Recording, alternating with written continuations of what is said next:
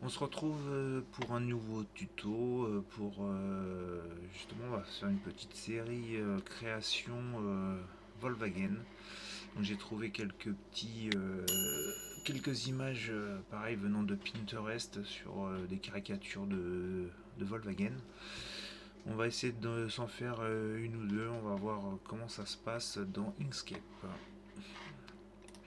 Donc on va commencer par laquelle? Tiens, on va commencer par celle de profil pour voir comment ça s'y prête. Hop, on va prendre celle-là. Et on va regarder, normalement, bon bah là c'est des zones bien séparées. En principe, on ne devrait pas être embêté par des zones intérieures. Non, ça devrait se faire d'un seul coup tout ça. Hop, je retire toutes mes petites options. Voilà, donc on est reparti. Donc chemin vectorisé, un objet matriciel, ça a l'air de tout me prendre d'un coup, ok, donc ça c'est cool. Ok, comme d'habitude je mets ça de côté en repère, hop, je remets ça sur mon champ de travail. Et on va, comme d'habitude, on va séparer les objets. Et ben là ça a l'air d'être pas mal du tout. Bon, il y a peut-être une histoire d'ordre. Euh, rétro. Rétro gauche. Rétro gauche. Alors qu'est-ce qu'il y avait avant? Essuie-glace, essuie-glace. Essuie-glace. Je sais pas si un S.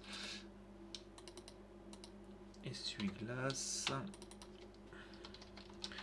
Essuie-glace. Bon voilà, on va essayer de repérer un petit peu tout pour en remettre ça dans l'ordre. Ça m'a l'air d'être le toit. Un petit bout de l'aile. On va faire ça après. L droit. L. Alors qu'est-ce que j'avais marqué? Essuie-glace gauche. Donc on va le faire comme si on le regardait. Donc L gauche. Gauche. Capot. Ça doit être le capot. Capot. Capot. Ça va être juste une histoire d'ordre. L arrière. L arrière.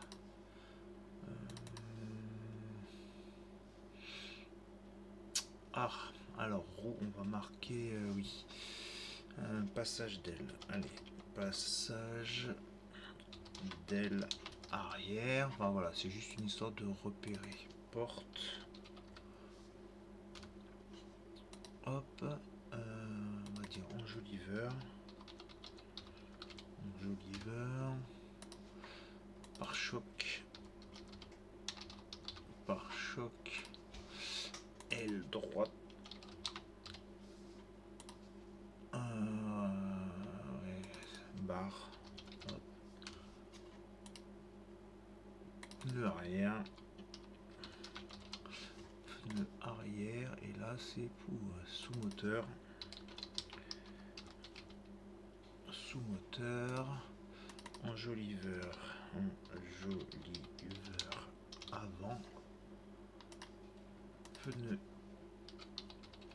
avant gauche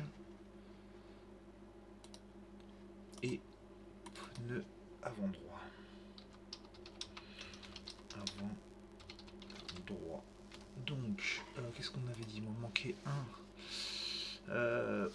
OL. Hop. OL. Ok. Donc là, on a tout repéré. L'important, c'est juste de remettre les choses à peu près dans l'ordre. Donc, on va se dire qu'on va commencer d'un côté. Je commencerai bien par la gauche avec le pneu avant gauche. Allez, on va tout descendre en bas. On va essayer de replacer ça à peu près de façon cohérente. Donc pneu sous moteur, par exemple. Pare-choc. Pare-choc. Pare-choc. Ensuite, on va dire aile gauche. Aile gauche, pare-choc, aile gauche, et là on a les capots. Capot, capot. On va commencer par ce capot là. L'autre capot. Qu'est-ce qu'on va pouvoir faire après? Aile droite. Aile droite. capot, aile droite. Ok, on va faire le haut de l'aile. Haut de l'aile. Ok, et on va remonter et on va redescendre de l'autre côté. Donc là, je vais mettre rétro aile droite. Donc on va faire essuie-glace, rétro gauche. Ok, toi, ça c'est pas mal. Porte droite, essuie-glace, toi. Ok, ok, ok. Enjoliveur arrière, pneu arrière, barre, enjoliveur avant, pneu avant. Oh, c'est pas mal, ça fait une espèce de petit tour, un petit cercle. On enregistre, on va l'appeler Cox. Cox Sinel profil. On enregistre, on va lui donner une taille. On va regarder à combien elle est là. Faut pas que ce soit trop petit. En largeur, pareil, on va essayer de faire un 150, voir. J'enregistre et on va regarder ce que ça fait dans le logiciel. Donc, Cox. Ok. C'est pas mal ça.